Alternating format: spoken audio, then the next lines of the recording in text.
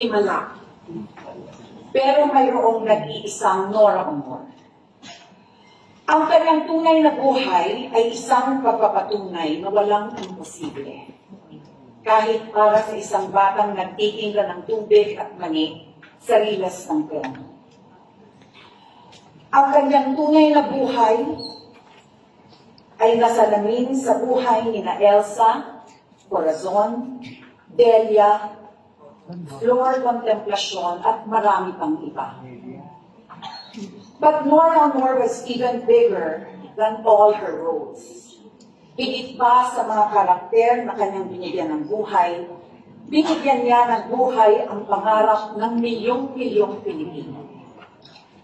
Kahit sa ang probinsya ka man manggaling, anumang hirap mo, Nora gave millions of Filipinos the most important gift, hope, pag-asa.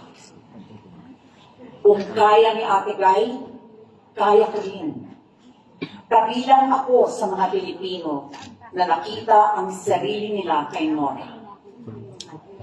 Una kong nakita si Nora sa telebisyon sa tawag ng tanghalan. Noon pa man, nabighan na ako sa kanyang boses at sa kanyang presensya, sa kanyang ganda. Hindi pa man alam ng bansa na siya ay magiging isang phenomenon.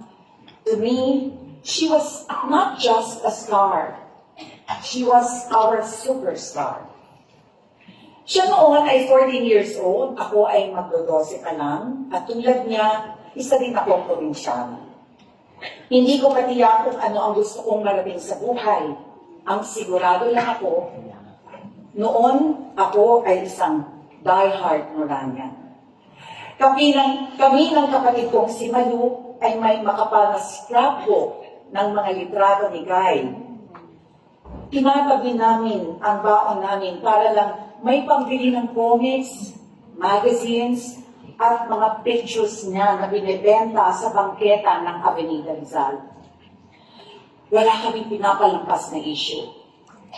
Minsan nagagalit ang mga magulang namin dahil bawal ang comics sa bahay at imbes daw na magpasan ng libro, ang binubuklat namin ay ang scrapbook at mga comics.